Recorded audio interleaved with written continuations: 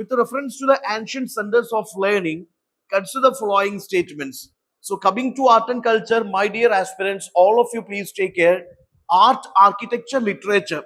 Broadly speaking, this is what the syllabus of art and culture for the prelims and mains.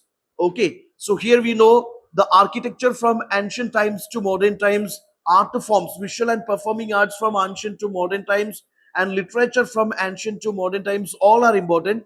Similar way, you remember this, system of education from ancient to modern times that being asked different times, repeatedly asked by UPSC both in prelims and mains. Okay, so here is a question: ancient education system. There is Takshila, Nalanda. You have to do a comparative study of this, system of education practiced in Takshila and Nalanda. There is a question. Look into this.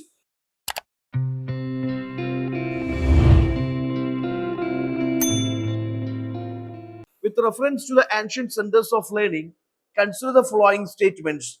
Nalanda, recently Prime Minister inaugurated that recent new that Nalanda University campus and all, it was in news.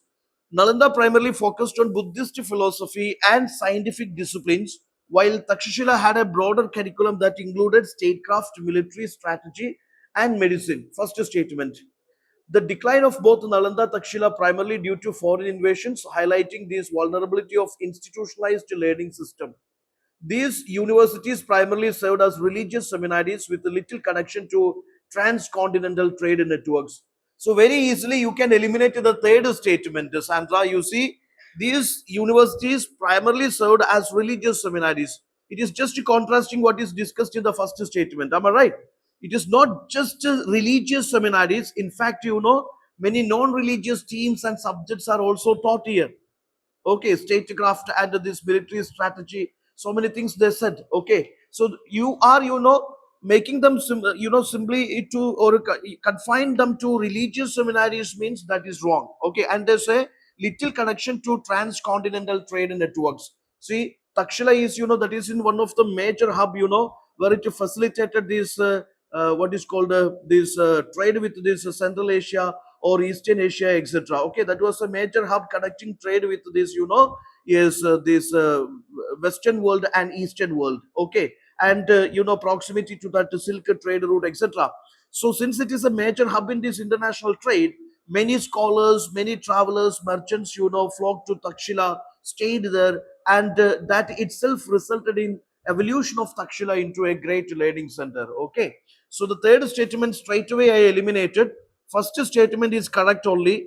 Second statement also correct only. You know that there is Takshila due to Hunas invasions and Nalanda due to this, Bhaktiar culture. You remember? So due to foreign invasions, this being destroyed. Okay. So here it is very important. Go for the education system of ancient India and medieval India, and the terminologies related to education system. They are also Gediga. You remember? It was asked previously. So the education system, their salient features, their patrons, their locations, and popular terms, terminologies associated with education, that's important for you. Gedigas are, educational institutions attached to temples, temple complexes. Yeah, of course, but those times you must understand that temples not served as just religious, centers. There were centers of education, centers of cultural activities, centers of business activities. So many things temples had. So many functions temples had. Primarily served as religious seminaries with a little connection. See, Gadigas are not a religious seminaries; they are actually education centers. You must understand that not just the religion taught there. There are many other things also: astronomy, astrology, or metaphysics, or this what is called these philosophies and this sometimes this statecraft. All these things are medicine. All these things are taught there.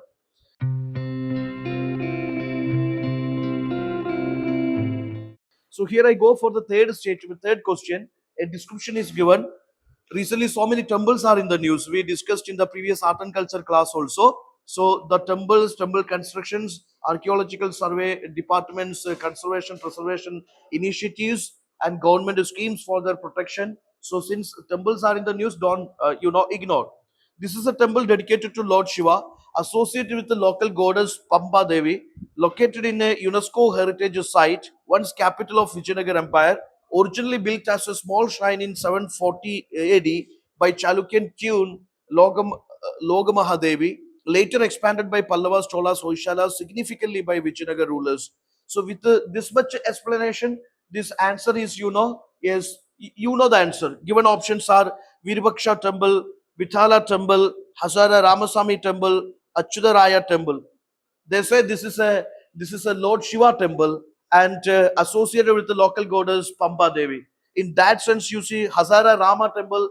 From its name itself, you understand that this is a temple dedicated to Rama, not to Shiva. Am I right?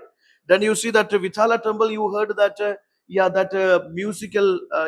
When you touch the pillars of this temple, it emits the musical notes. Sarigama Padani. You see, okay, somewhere Vithala temple connected with that feature. Then Achyutaraya temple, it's again a Vishnu temple, Lord Vishnu temple. So here the most matching option is Virupaksha temple.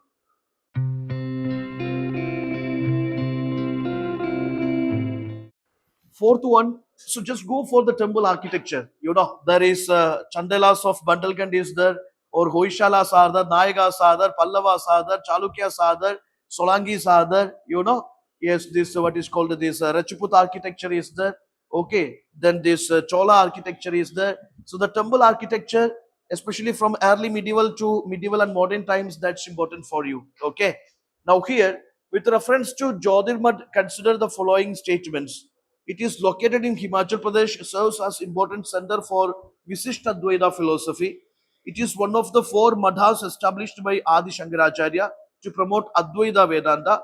It serves as the summer abode of Lord Badrinath when main temple remains closed due to snowfall. Can you go for the answer? Jyotirmad temple, Joshimat, renamed as Jyotirmad temple. This is in Himachal Pradesh or Uttarakhand? Four madhas established by Adi Shankaracharya. One is in Uttarakhand. Am I right?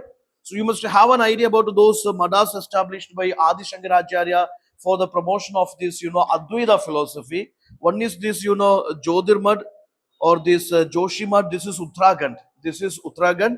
It represents Atharva Veda. Please write down. It represents Atharva Veda. Then Sringeri Mad, which is in Karnataka. Am I right? Sringeri Mad is in Karnataka? No.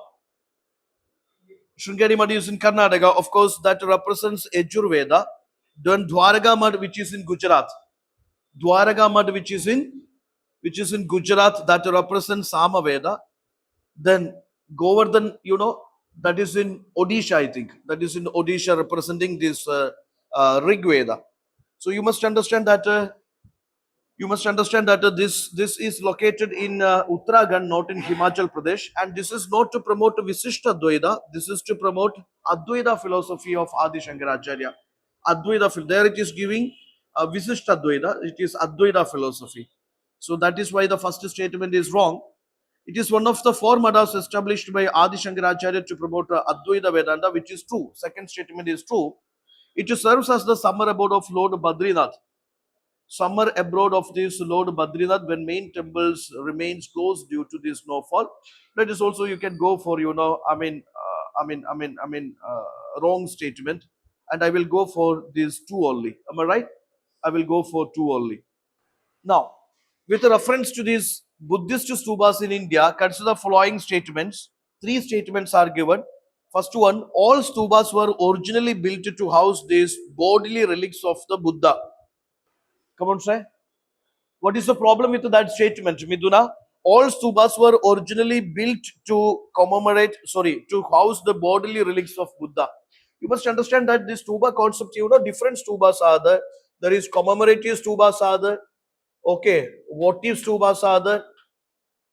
Then there is relic stupas are there. Symbolic stupas are there. So all stupas are not meant for preserving, or all stupas are not meant for housing these bodily relics of Buddhas. Certain are commemorative stupas, that is to celebrate the victory, or that is to celebrate a certain like a Buddhist scholars, monks, etc. So you see that certain commemorative stupas are there, certain relics stupas are there, which is to house the relics of these monks or bodhisattvas. Certain stupas, they are votive stupas, which is built by the devotees. Okay. Then certain are symbolic stupas. Certain are symbolic stupas. So all stupas are not for housing bodily relics of the Buddha. So that's why, first statement I eliminated. All stupas were originally built to house these bodily relics of Buddha. But you must understand that stupa concept is not started from this Buddha's death. Even before that, also stupa concept was in practice. Okay. Then see the Kasaria Stupa, that is recently this Bihar, government demands for global recognition to this Kasaria Stupa structure. That is why this is in news. That see, the Kasaria Stupa is the tallest Buddhist stupa in the world and was originally built during this Mauryan era. Yes, one of the tallest stupas, is approximately 104 feet height, and it was built by Ashoka the Great during time of Ashoka. That statement is correct. Then Dhamek Stupa to Sarnath marks the site where Buddha delivered his last sermon before attaining Mahaparinirvana. So my question is that when you study or what you study regarding this Sarnath location, what is something importance of Sarnath with this Buddha? Buddha delivered his first sermon. Here they say that last sermon. Okay, so that is why it is wrong.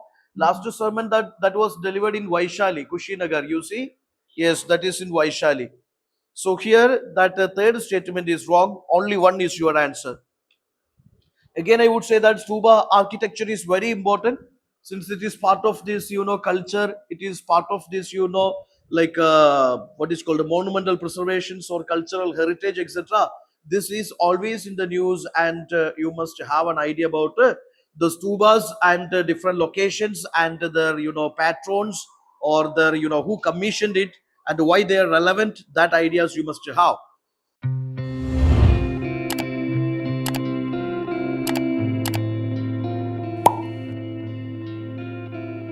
Gallant IAS, chasing your passion to ace.